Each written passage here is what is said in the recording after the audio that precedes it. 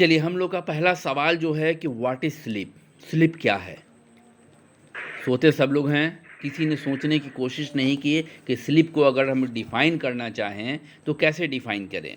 बहुत सिंपल सा है कि एक ऐसा कंडीशन, एक ऐसी अवस्था जिसको हम लोग कहते हैं जिसमें physical and mental resting state, एक ऐसा अवस्था जिसमें फिज़िकल और मेंटल दोनों तरह के क्या देखेंगे, रेस्ट की अवस्था है ये, in which person become relatively inactive and unaware of the environment. चार चीज़ें, इन्वायरमेंट के साथ अनअवेयर हो जाएगा, ठीक है, इनएक्टिव हो जाएगा, साथ में मेंटल और फिज़िकली रेस्ट की हालत में चला जाएगा। ये चार चीज़ें ऐसी हुई, ठीक है। पांचवा चीज़ें क्या होगा, inhibits sensory activity, sensory activity अवरुद्ध हो जाएगी, कोई सेंस ऑर्गन आपका उस वक्त काम नहीं करेगा सोए रहने में, ठीक है। और पांचवा जो होगा रिड्यूस मसल्स एक्टिविटी, तो हमारे जो मसल्स एक्टिविटी हैं वो रिड्यूस कर चुकी रहेंगी, ठीक है। सेंसोरी एक्टिविटी जो है वो अवरुद्ध हो चुका रहेगा, हम इन्वायरमेंट से अनअवेयर हो चुके रहेंगे, हम जो है इनएक्टिव हो चुके रहेंगे। इसके बाद हम मेंटल और फिज़िकली रेस्ट में रहते हैं। तो ये इतने सारे कंडीशन हैं, इतने सारे कंडीशन को मिला के हम बोलते हैं कि हम स्लीप में हैं, हम सो रहे हैं। सारे लोग सोते हैं।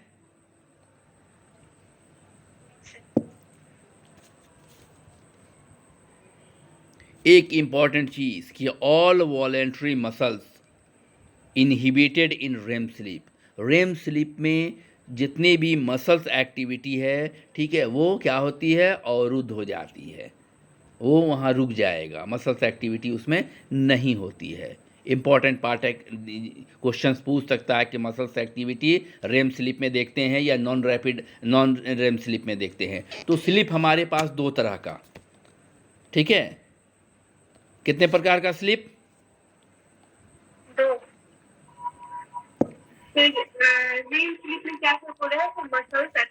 मसल्स एक्टिविटी इनहिबिटेड यानी अवरुद्ध हो जाता है।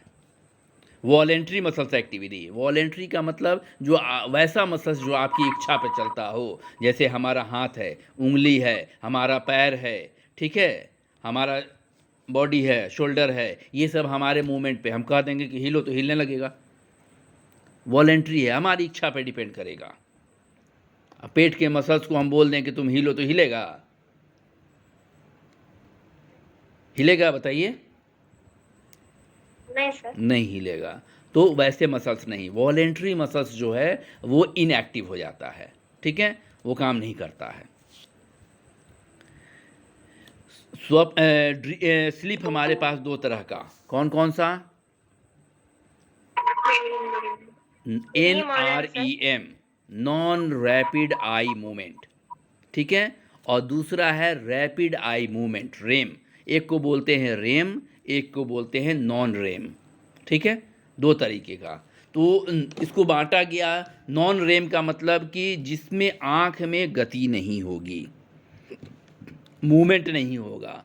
नॉन रैपिड आई, आँख जो है तेज़ी से घूमेगा नहीं, और रैपिड आई मूवमेंट में आँख जो है वो तीव्र गति से घूमता है। तो आप कहिएगा सर कि सोने में आँख कैसे घूमता है, इसकी चर्चा हम लोग करेंगे कि आँख कैसे घूमेगा, क्यों घूमेगा, क्या होगा, ठीक है। अभी हम बात करेंगे नॉन रैपिड आई मूवमेंट की। तो नॉन रैपिड आई मूवमेंट जो है इसके चार स्टेजेस हैं, स्टेज 1, स्टेज 2, स्टेज 3, स्टेज 4। आपके क्वेश्चन में क्या पूछा था उसने, स्टेज 2 3, स्टेज 1, स्टेज 3 डाला उसने और स्टेज 1 डाला, और तीसरा ऑप्शन था REM। तीन ऑप्शन थे उसके पास, ठीक है।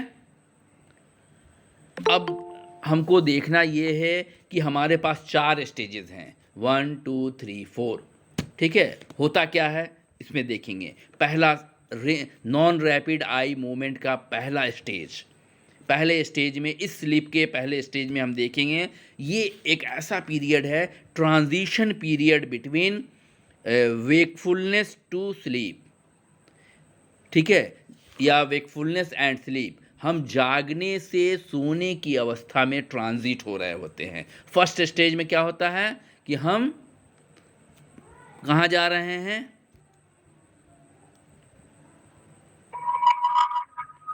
जागने से नींद की अवस्था की तरफ जा रहे हैं, जिसको हम लोग आसान भाषा में कहें ऊँघना, ड्रॉजीनेस। बैठे बैठे आदमी ऊँघने लगता है, ठीक है।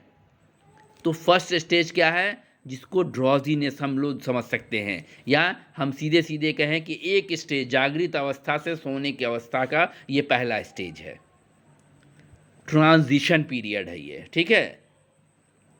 अब दूसरी चीज़ क्या होगी इसमें, इसका जो पीरियड होता है वो 5 से 10 मिनट, सिर्फ 5 से 10 मिनट का खेल है। नॉन रैपिड आई मूवमेंट, ठीक है, का पहला स्टेज कितने देर का, मैक्सिमम 10 मिनट, 5 मिनट से 10 मिनट के बीच में खेल खत्म इसका।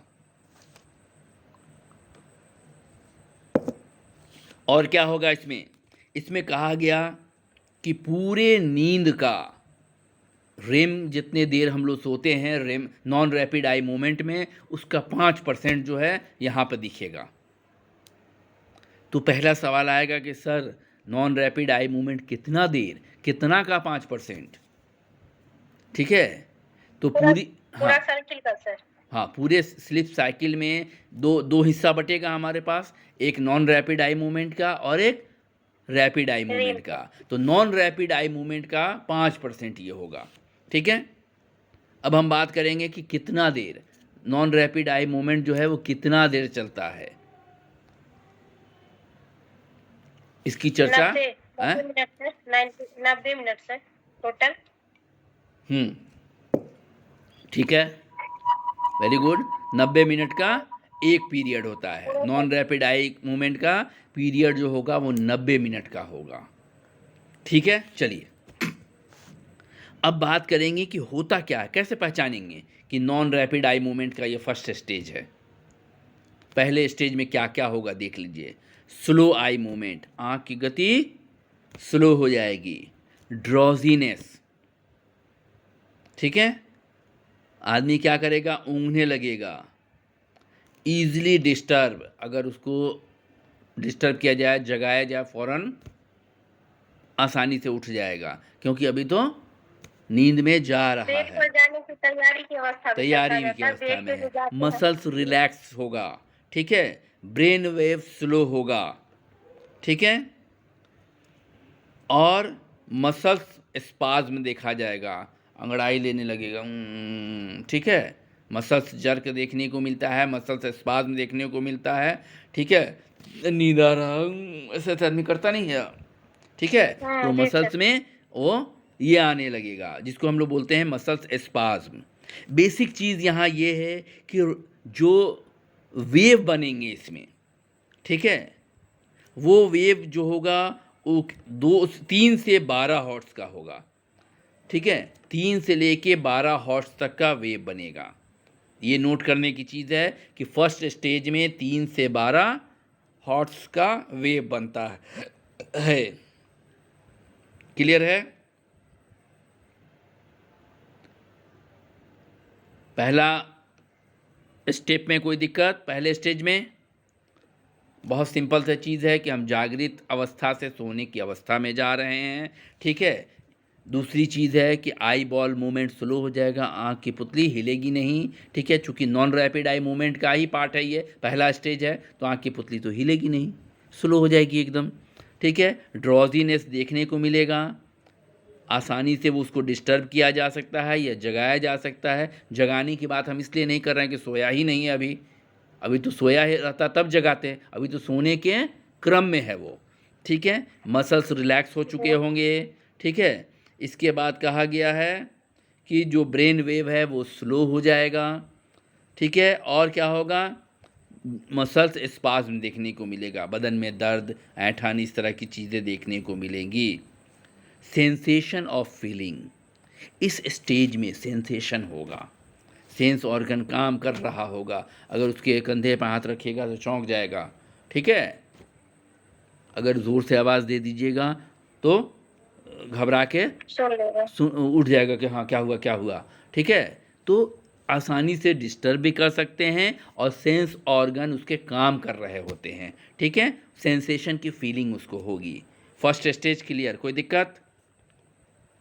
सर एक ऐसी परिस्थिति से अल्फा तरंग बनता है, तो सर इसका मतलब क्या है?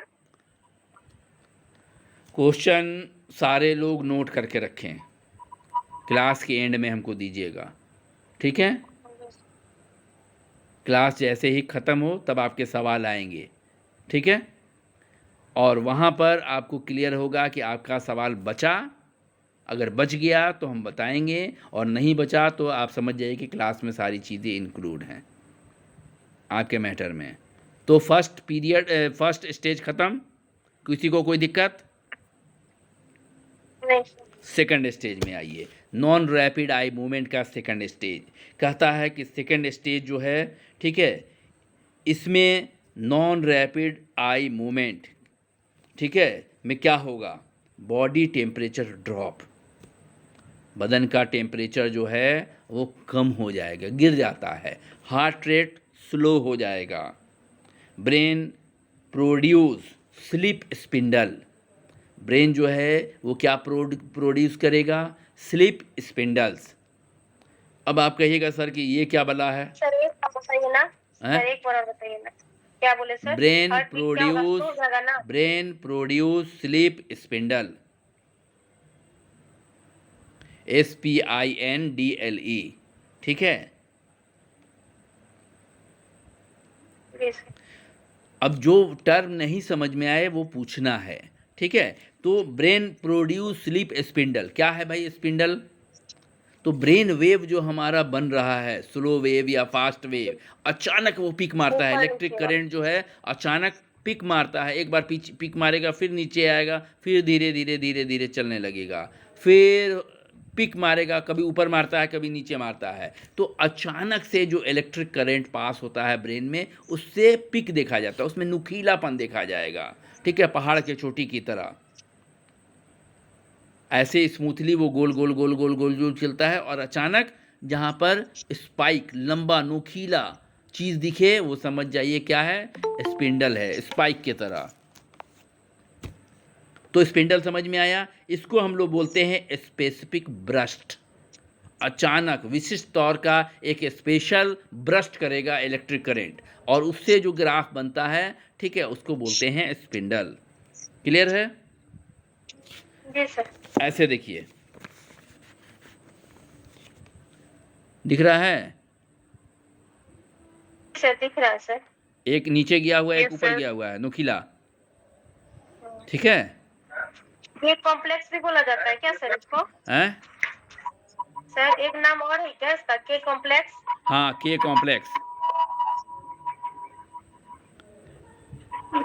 Sleep structure known as K complex, ठीक है। जी सर। के कॉम्प्लेक्स के नाम से भी ये जाना जाता है।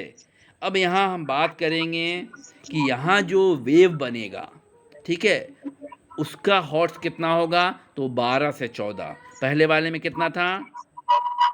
5 से 10 सर। नहीं, 5 से 10 था। इसमें ज्यादा होगा ना? गलत सलत नहीं हैं? 13 से 12। फर्स्ट स्टेज में कितना है? 3 से 12। 3 से 12।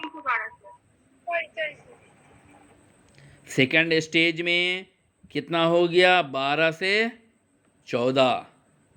ये जो ऐसे ऐसे ऐसे ऐसे फ्रीक्वेंसी आएगी ना, इसी को बोलते हैं वेव। वेव ऐसे लहर की तरह, वेव का मतलब लहर की तरह चल रहा है। तो एक ख़ास पार्टिकुलर सेकंड में 12 वेव बनेंगे, ठीक है, या 12 से ज़्यादा बन रहा है, ठीक है, 14 बन रहा है। तो 12 से 14 वेव अगर बन रहा है तो इसका मतलब कि हम कहाँ पर हैं? सेकंड स्टेज में, ठीक है।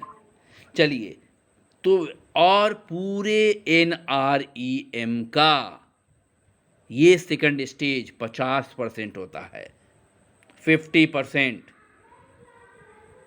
ठीक है। इसमें व्यक्ति लाइट स्लीप में होता है, चला सो गया, ठीक है, सो गया। अभी तक तो फर्स्ट में सोया नहीं था, ठीक है, सेंस ऑर्गन उसके काम कर रहे थे, सेंसोरी इंफॉर्मेशन उसको मिल रहा था। सेकंड में वो सो गया तो क्या हो जाएगा, हार्ट रेट स्लो हो जाएगा, टेम्परेचर डाउन हो जाएगा या ड्रॉप हो जाएगा, स्पिंडल बनेगा, ठीक है। और ये करीब करीब 20 मिनट का होता है। पहला वाला कितने देर का था, 5 से 10 मिनट। दूसरा वाला स्टेज जो है वो कितने देर का है, 20 मिनट। 20 मिनट 50% है, ठीक है। कितनी देर के लिए, 50% बोलेंगे सर। हाँ 50%, ठीक है। और ये 20 मिनट के लिए, करीब करीब ये 20 मिनट तक रहता है। किसी में कुछ ज़्यादा हो जाए, किसी में कुछ कम हो जाए, लेकिन जो एवरेज माना गया है वो 20 मिनट माना गया है। एराउजल नॉट इजी, हम आसानी से नहीं उठा सकते हैं उसको, उठ जाएगा लेकिन आसानी से नहीं उठेगा। सेकंड स्टेज में स्लो आई बॉल मूवमेंट, आँख का मूवमेंट हो गया स्लो ब्रेन वेव भी हो गया स्लो। क्लियर है, कोई दिक्कत सेकंड स्टेज में,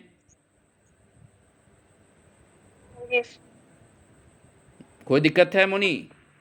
सेकंड स्टेज में ब्रेन वेव भी स्लो हो रहा है, हार्ट रेट भी स्लो हो रहा है, टेम्परेचर डाउन हो रहा है, ठीक है।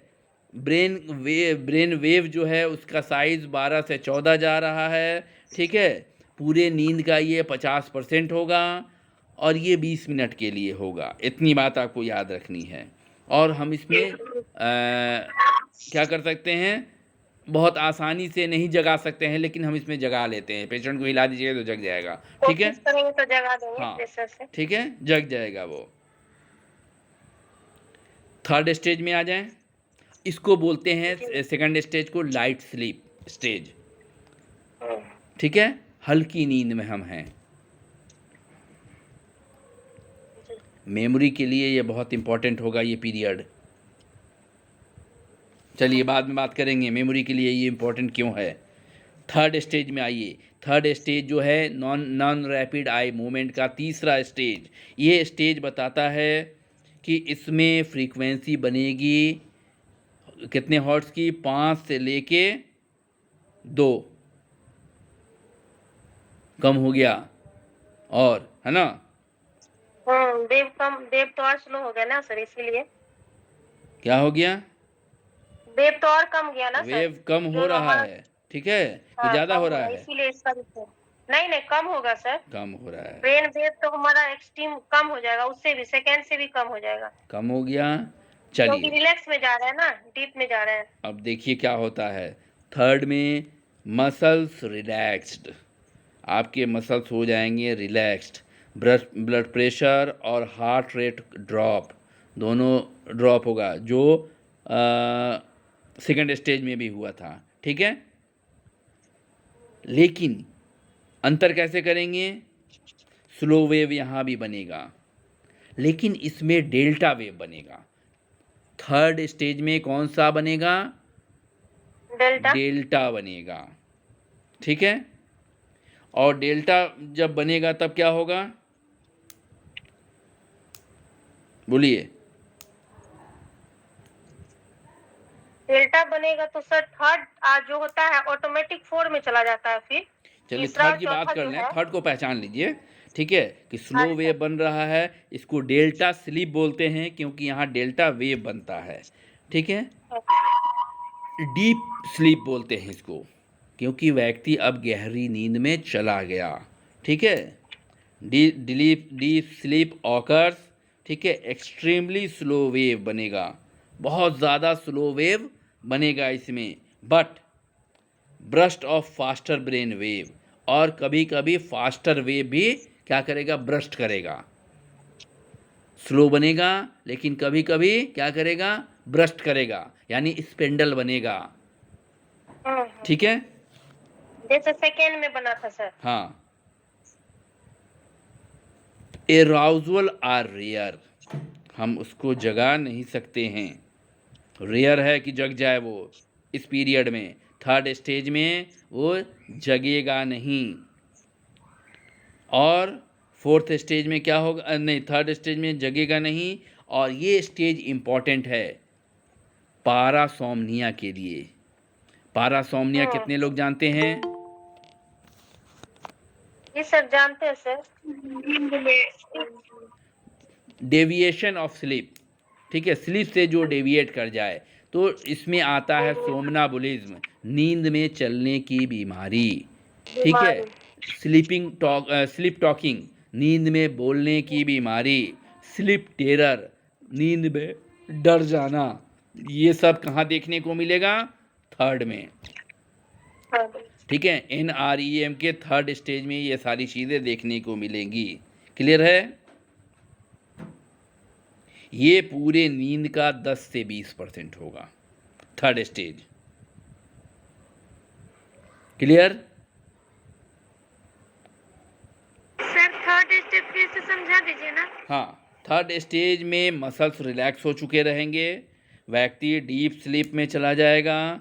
ठीक है, ब्लड प्रेशर लो हो जाएगा, हार्ट रेट में भी कमी आ जाएगी, स्लो वेव बनने लगेगा। ठीक है, स्लो वेव अगर बनेगा तो इसको डेल्टा वेव बोलेंगे कि इस पीरियड, इसलिए इसको डेल्टा स्लीप भी बोलते हैं। ठीक है, और डीपेस्ट स्लीप के नाम से भी जाना जाता है, क्योंकि इस अवस्था में व्यक्ति गहरी नींद में होता है। उसको उठाना बहुत ही रेयर होता है। ठीक है, इस स्टेज में वेव स्लो होते हैं, लेकिन कभी कभी अचानक बहुत तेज़ स्पाइक मारता है। ठीक है, फास्टर वेव, ब्रेन वेव भी देखने को मिलता है। स्लिप वॉकिंग, स्लिप टॉकिंग और नाइट मिरर, रात में डर जाना नींद में। ठीक है, ये सारी चीज़ें इसी स्टेज में मिलेंगी, गहरी नींद में। पूरे नींद का ये 10 से 20% होगा। और यहाँ जो वेव बनेगा वो 5 से 2 हॉर्ट्स का बनेगा वेव। ठीक है, क्लियर?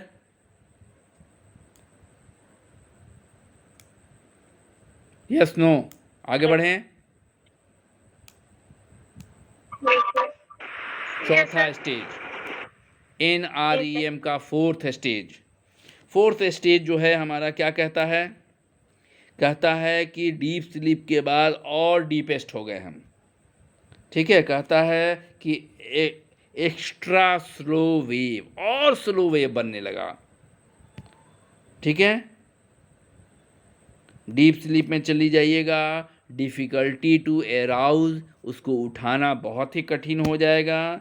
ठीक है, और इसमें क्या होगा, एक बहुत इम्पॉर्टेंट चीज़ है इसमें कि जब नॉन रैपिड आई मूवमेंट के चौथे स्टेज में होइएगा तो ग्रोथ हार्मोन रिलीज़ होना शुरू हो जाएगा।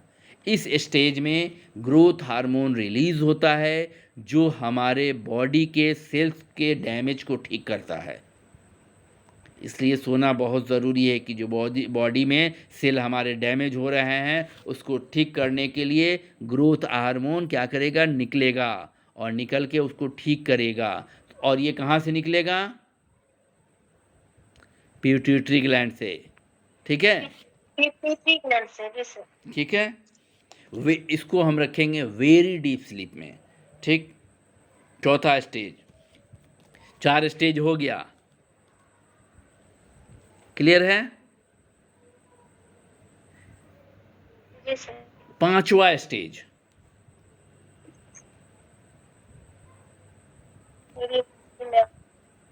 स्टेज तो नॉन रैपिड आई के 5 ही थे, 4 से पहले आपने टोका नहीं कि सर 5वां कहाँ से आ गया। 5वां स्टेज, नींद का 5वां स्टेज को रेम स्लीप बोलते हैं। ठीक है, वह अब नॉन रैपिड आई में 4 स्टेज, 5वां स्टेज रेम। हम आ गए रैपिड पे। अब रैपिड में हम आ गए rapid eye rapid movement eye movement। वो स्लिप है जिसमें आंख के गोलक में गति देखी जाएगी, आंख मूव करता है इस कोने से इस कोने, ठीक है, ऐसा लगेगा कि व्यक्ति जगा हुआ है, ठीक है। अब देखिए क्या होगा रैपिड आई मूवमेंट में, brain become more active, brain क्या हो गया आपका, बहुत एक्टिव हो जाएगा, और बहुत एक्टिव हो जाएगा लेकिन बॉडी रिलैक्स रहेगा। 5 से 6 रेम साइकिल देखेंगे जाएंगे पूरे स्लिप में, पूरे स्लिप जितनी देर हम सोते हैं उसमें रेम स्लिप 5 से 6 बार आता है, ठीक है। और रेम स्लीप जो है 90 मिनट के बाद आता है, ठीक है। जब हम सोते हैं तो नॉन रैपिड आई में रहेंगे और 90 मिनट बीत जाने के बाद तब रेम स्लीप का टाइम आता है, और ये 10 मिनट के लिए। समझ में आई बात? 90 मिनट कौन है, नॉन रैपिड आई मूवमेंट, और 10 मिनट कौन है, रैपिड आई मूवमेंट। तो 90 मिनट के बाद 10 मिनट वो आएगा, ठीक है। स्टेज 2 और 3 के स्टेज की तुलना में ब्रेन वेव क्या करता है, मोर एक्टिव हो जाता है, ठीक है। स्टेज 2 और स्टेज 3 में एक्टिविटी जो होती है, ब्रेन की जो एक्टिविटी है उससे तेज हो जाता है ये। एराउजल कैन ऑकर, अगर हम इस पीरियड में रेम स्लीप में कोई है और हम उसको जगाएं तो वो क्या होगा, उठ जाएगा, ठीक है। क्या करेगा, तो फर्स्ट पीरियड में उठ रहा था आसानी से, है ना, और रेम स्लीप में भी उठ जाएगा, ध्यान रखिएगा, ठीक है। लेकिन सेकंड पीरियड में लाइट स्लीप में नहीं उठाना दिक्कत है, उठता है, मुश्किल से उठता है, लेकिन थर्ड और फोर्थ में नहीं उठता है, ठीक है।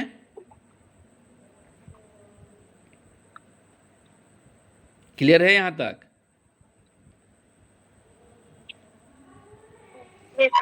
चलिए अब मेरे सवाल का जवाब दे दीजिए, अब एनालाइज कीजिए, इतना पढ़ा आपने, क्वेश्चन को एनालाइज कीजिए। कहता है क्वेश्चन कि जब आप पूरी तरह से जागृत और सजग होते हैं, कहता है कि निद्रा की किस अवस्था में मस्तिष्क की तरंगे तीव्र आवृत्ति और निम्न एम्पलीट्यूड पर बीटा तरंगे, रेम रीम नहीं REM, REM REM, REM sir, हो गया। REM रैपिड आई मूवमेंट, जी सर। और कोई? रैपिड आई मूवमेंट रिम्यू होगा सर।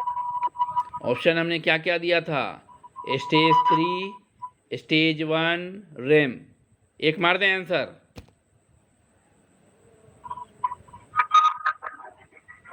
चलिए आपके हिसाब से हमने मार दिया रेम। सॉरी सर, हाँ, सर 2 हो जाएगा, मोर देन दूसरा कौन होगा, दूसरा कौन होगा, 2 हो जाएगा सर, हैं?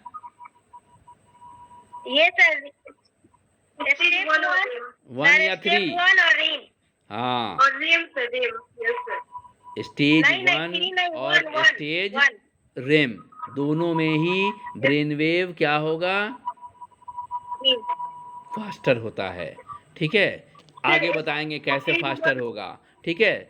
तो आप बहुत आसानी से क्वेश्चन पकड़ नहीं सकते हैं, आपको सारी चीज़ें एक साथ दिमाग में लानी होंगी कि रेम, अभी चार्ट बताएंगे ना तो आपको याद हो जाएगा, ठीक है। अभी तो हमने समझाया सिर्फ, चलिए। रेम और स्टेज 1, स्टेज 3 तो क्या है, डीप स्लीप है, ब्रेन वेव तो स्लो हो चुका है वहाँ, ठीक है, एकदम स्लो हो गया है वहाँ, ठीक है। चलिए अब देखिए रेम स्लीप में क्या होता है, रेस्पिरेशन एक्सीलरेट कर जाएगा, सांस की गति बढ़ जाएगी, सांस की गति बढ़ेगी, रेम स्लीप में हार्ट ब्रेन एक्टिविटी बढ़ जाएगा। इसी की बात कर रहे थे ना कि ब्रेन एक्टिविटी कहाँ बढ़ेगा क्वेश्चन में, ठीक है। तो ब्रेन एक्टिविटी बढ़ रहा है, आई मूवमेंट बढ़ रहा है, मसल्स रिलैक्स हो रहा है। और पहला जो पीरियड है रेम का वो कितना 10 मिनट का होता है।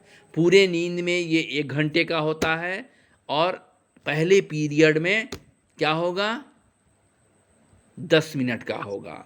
तो आप समझिए इसका मतलब कि रेम जो है बार बार आएगा, बार बार आएगा। 90 minute non rapid, 10 minute REM, फिर 90 मिनट, 10 मिनट फिर 90 मिनट नॉन रेम, फिर 10 मिनट रेम। ऐसे करते करते रेम की स्थिति जो होती है वो 60 तक जाती है, 60 1 घंटा, ठीक है। और नॉन रैपिड आई की मूवमेंट 4 से 6, ठीक है। तो ध्यान दीजिएगा। अब आइए यहाँ से बताते हैं इम्पॉर्टेंट चीज़ कि जब हम अलर्ट होते हैं तो क्या बनता है, बीटा वेव। अलर्ट हैं तो बीटा वेव बनेगा, क्लियर है। तो जब हम ड्रॉजीनेस में हैं तो करीब करीब हम अलर्ट भी हैं और ड्रॉजीनेस में भी है, क्योंकि छूने से हम जग जाएंगे। सेंसोरी ऑर्गन हमारा काम कर रहा है, सेंस की फीलिंग हो रही है, ठीक है। तो अलर्ट वाली स्थिति में बीटा वेव बनेगा। कौन सा वेव, बीटा। ठीक है। रिलैक्स में, स्टेज 1 में बीटा वेव बनेगा सर। हाँ, रिलैक्स में अल्फा वेव बनेगा। जब आप रिलैक्स होने लगिएगा, जब आप ट्रांजिट पीरियड में चले गए, ठीक है, स्टेज के एंड पर चले गए, तो आप रिलैक्स हो रहे हैं, ठीक है। तो रिलैक्स में क्या बनेगा, अल्फा, ठीक है। जब रेम स्लीप में जाएंगे फिर ब्रेन जो वेव है वो एक्टिव हो गया, फास्ट हो गया, तो क्या बनेगा,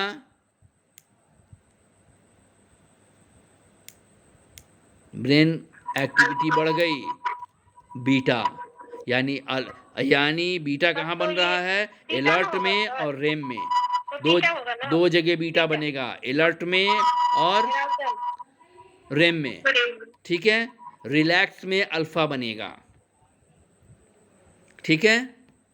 और जब हम नॉन रैपिड आई स्टेज के तीसरे कंडीशन में होंगे तो वहाँ बनेगा डेल्टा, स्लो वेव, ठीक है।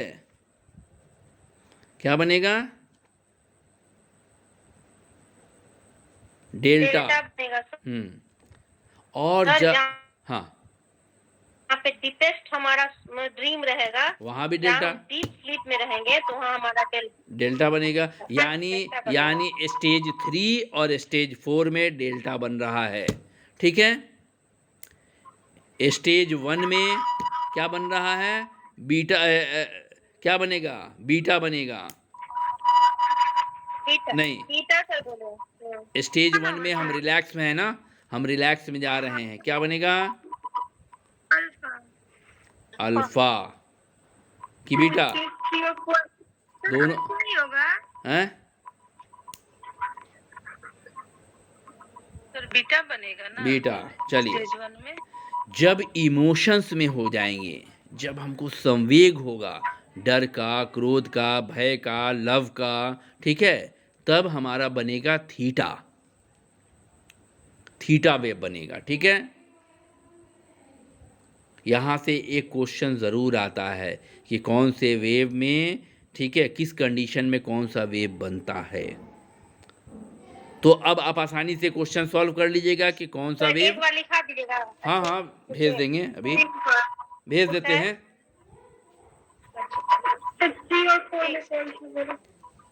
जी। 3 और 4 में डेल्टा, पढ़ लेते हैं फिर भी कंफ्यूज हो जाते हैं। 3 और 4 में क्या बनेगा, स्टेज 4 में भी क्या बनेगा, डेल्टा ही बनेगा, डीप स्लीप है, एकदम डीपेस्ट, हाँ वो तो एकदम डीप है, और स्लो हो गया तो डेल्टा बनेगा, ठीक है। अब इसको एक चार्ट से समझिए, ठीक है। वेक जागृत अवस्था में कोई स्टेज नहीं होता है स्लीप का। होगा? जब हम जगे हुए हैं तो स्लीप का कोई स्टेज नहीं है। और ये पीरियड कितना होता है? 16 से 18 घंटा पर डे। हर आदमी 16 से 18 घंटा जागता है, ठीक है। क्लियर है? जागृत अवस्था की बात हो गई। अब हम बात करें नॉन रैपिड आई मूवमेंट की और रैपिड की। नॉन रेम स्लीप और रेम स्लीप दो हिस्से में बांट लीजिए। तो non rapid eye movement NREM को दो हिस्से में बांटेंगे, लाइट स्लीप और डीप स्लीप। तो 1 और 2 क्या होगा? स्टेज 1 और स्टेज 2 लाइट स्लीप। स्टेज 3 और स्टेज 4 क्या होगा? Deep sleep. 3 नंबर और 4 नंबर डीप हो गया, 1 नंबर और 2 नंबर लाइट हो गया। एक तो जा रहे हैं नींद में, एक नींद में चले गए, ठीक है। तो हल्की ही नींद में है। क्लियर है कि 1 2 जो हो गया वो लाइट स्लीप और 3 4 जो हो गया डीप स्लीप। अब आइए जो 2 नंबर स्टेज है, जो लाइट स्लीप जिसको हम लोग बोलते हैं, उसमें क्या होगा? मेमोरी कंसोलिडेशन का काम होता है। जब हम पढ़ लिख के सोते हैं तो शुरू का जो 5 से 10 मिनट है वो कौन सा है? स्टेज 1। और 5 से 10 मिनट के बाद से जब हम गहरी नींद में जाना शुरू हुए तो वहाँ पर मेमोरी कंसोलिडेशन का जो चीज़ें हमारे मेमोरी में है वो मजबूत होती हैं, ठीक है। तो सेकंड स्टेज में हमारा मेमोरी क्या होता है? इम्प्रूव होता है, ठीक है। वो मजबूत होता है। जो अभी हमने मेमोरी में डाला है वो मजबूत होने का टाइम वही है, सेकंड स्टेज। और ये सेकंड स्टेज जो होता है वो 4 से 7 घंटा होगा। नॉन रैपिड आई मूवमेंट का जो पहला और दूसरा स्टेज है वो 4 से लेके 7 घंटे का पर डे होता है, पर नाइट। एक रात में हम 4 से 7 घंटे के बीच में नॉन रैपिड आई मूवमेंट में होते हैं। क्लियर है? नॉन रैपिड आई मूवमेंट में, ठीक है। तो रैपिड आई मूवमेंट में कितना रहेंगे? रैपिड आई मूवमेंट को बोलते हैं स्टेज R, ठीक है। स्टेज R से रैबिट, ठीक है, या R से रेम। तो स्टेज R बोलते हैं उसको, रेम स्लीप को। और इसमें क्या होगा? Brain wave similar to waking. Brain wave वैसा ही बनता है जैसा जागृत अवस्था में बनता है, ठीक है। तो जागृत अवस्था में जब बन रहा है ब्रेन वेव, तो यहाँ से आपका क्वेश्चन का आंसर बहुत आसानी से मिल गया कि जब फर्स्ट स्लीप NREM के फर्स्ट स्टेज में हम होते हैं तो हम जागृत से सोने की अवस्था में जा रहे होते हैं। तो ब्रेन वेव जो फर्स्ट स्टेज में बन रहा है वही ब्रेन वेव जो है वो रेम में बन रहा है। क्लियर है? रेम में बनेगा, दो जगह बना। तो आंसर आपका क्या हो गया? मोर देन 1, 2, मोर देन 1, ठीक है। सर आप फिर से रिपीट कर दीजिए। रेम स्टेज R कहते हैं इसके बाद? कहते हैं कि रेम स्लीप जो है, ठीक है, हम सोते कितने घंटे हैं? जैसे ऐसे 6 से 8 घंटा, 6 से 8 घंटा जनरली। Yes sir. ठीक है। अगर हम 16 घंटा जगते हैं तो 8 घंटा सोएंगे, अगर 18 घंटा जगते हैं तो 6 घंटा सोएंगे, और हमारे जैसा आदमी तो 12 घंटा सोता है।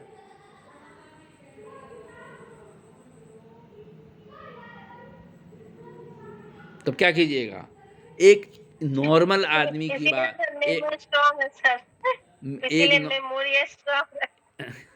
हमको तो डॉक्टर ने वैसे भी कहा था कि 12 घंटा कम से कम सोना है। अभी ये बताएं सर, सोना चाहिए मेमोरी के लिए, तो मेमोरी पावर तो सही में आपका बहुत अच्छा है।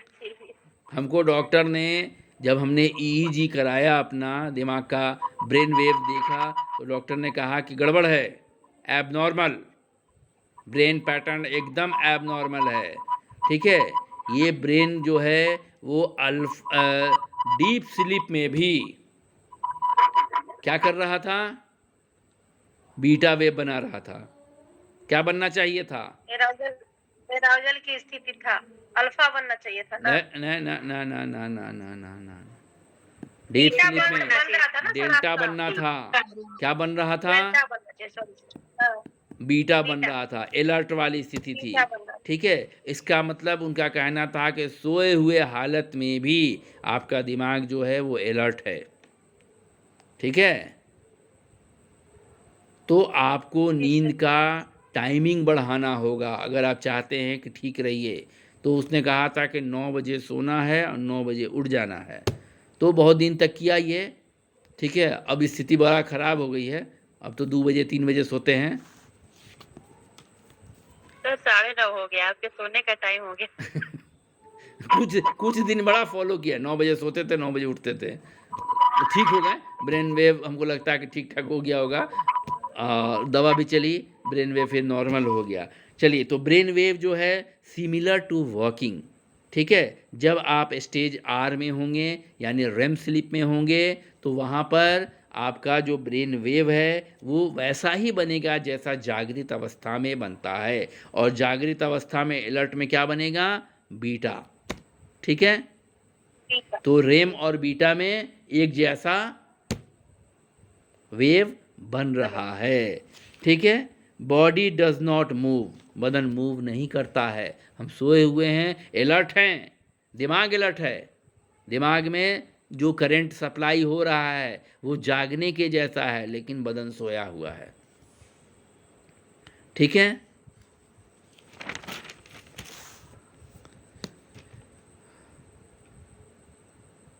मेन जो इसका है सेंटर स्लीप का, वो 2 सेंटर है। एक हाइपोथैलेमस जो हमारे स्लीप को कंट्रोल करेगा, और दूसरा हमारा रेटिकुलर एक्टिवेटिंग सिस्टम RAS, या इसको RF भी बोलते हैं, रेटिकुलर फॉर्मेशन या रेटिकुलर एक्टिवेटिंग सिस्टम, ठीक है। तो ये सिस्टम और हाइपोथैलेमस दोनों मिलके हमारे स्लीप को क्या करते हैं? कंट्रोल करते हैं। रेगुलेट करते ना रेगुलेशन ही नहीं करेगा, ठीक हैं, है, कंट्रोल भी करेगा सर। कंट्रोल करता है।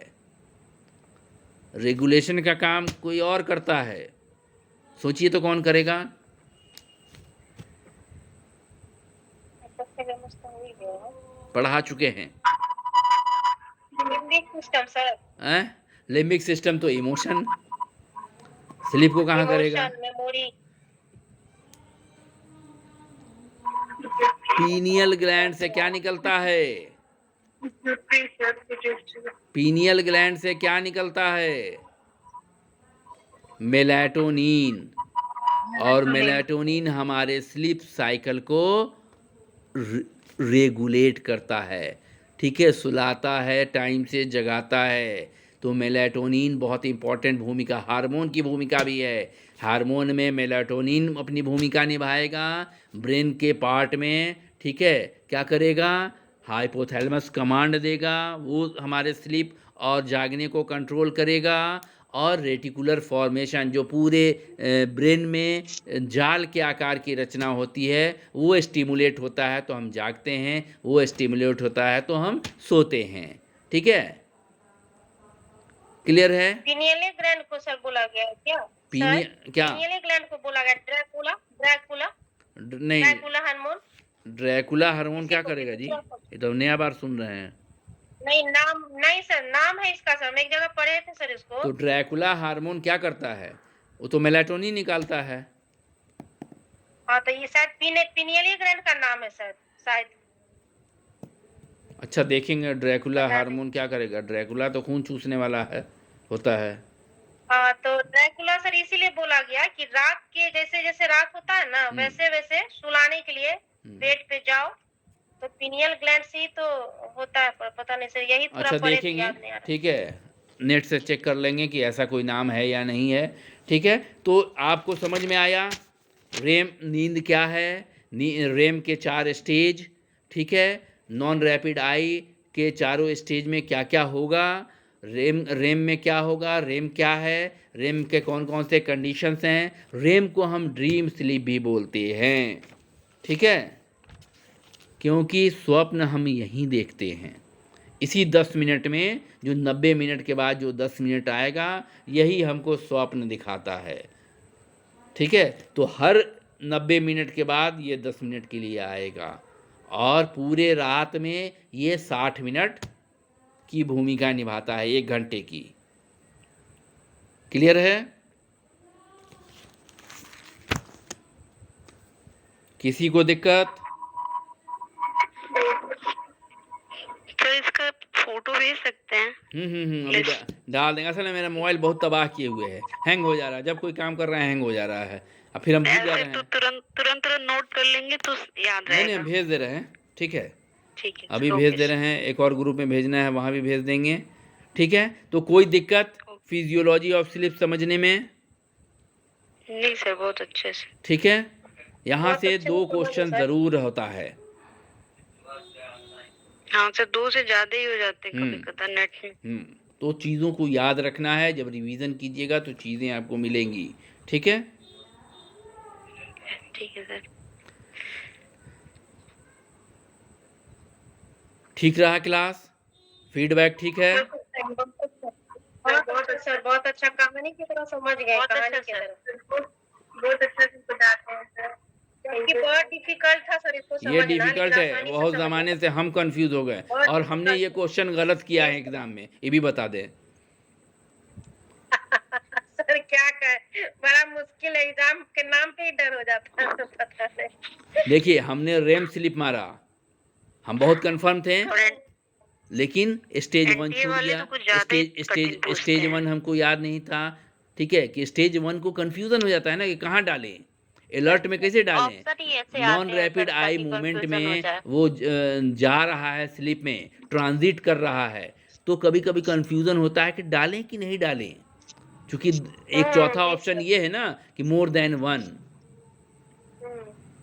और एक जगह हमने यही गलती की, जब हाइपोथैलेमस की बात आई तो हाइपोथैलेमस के 2 फंक्शन हमको दिख रहे थे, टेम्परेचर और ईटिंग।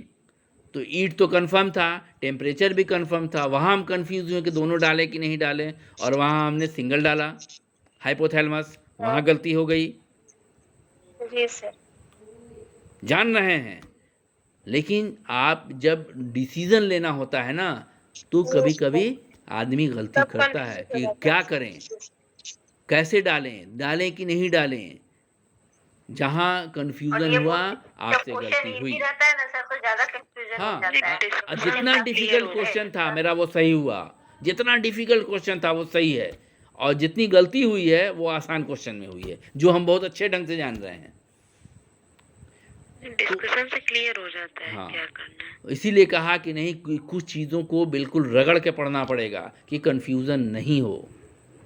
इसीलिए कहा कि ब्रेन के पार्ट्स कई रोल निभाते हैं, कई पार्ट्स कई एक ही तरह के रोल निभाते हैं। तो जब इस तरह के ऑप्शंस आएँ कि 1 से ज़्यादा, तो ध्यान दीजिएगा कि और कौन सा भूमिका निभा रहा है कि नहीं निभा रहा है, ठीक है।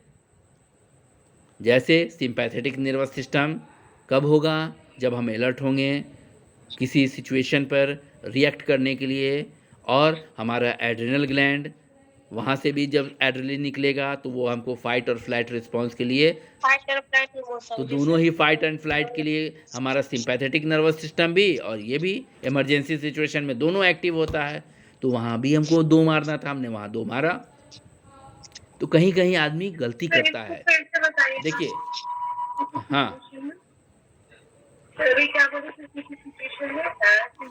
सिंपैथेटिक नर्वस सिस्टम बढ़ाएंगे, मत घबराइए, ब्रेन पूरा आपका फिजियोलॉजी तो हम पढ़ाएंगे ही ना, फिजियोलॉजी तो बिल्कुल आसानी से पढ़ाएंगे आपको, ताकि कोई दिक्कत ना हो, बशर्ते आप लोग को याद रखना पढ़ा है। दीजिएगा सर। हाँ सर जरूर पढ़ा दीजिए, किसी तरह निकल जाए हम लोग बस। बिल्कुल बिल्कुल, हम चाहेंगे कि जितने ज़्यादा लोग आएँ और कामयाब होके आएँ। आशा की किरण है सर आप हम लोग के लिए। आप बहुत अच्छा पढ़ाते हैं सर। सर बिहार वाला रिजल्ट क्या हुआ? ना तो मेरा नाम आशा है, ना ही किरण है। दोनों मिला के हम लोग रखेंगे सर। सर आयोग के क्या रिजल्ट क्या का हुआ कुछ सर? जानकारी है? आयोग में अभी वो क्या नाम है, आ गए पटना यूनिवर्सिटी के जो हेड हैं, मतलब वीसी जो थे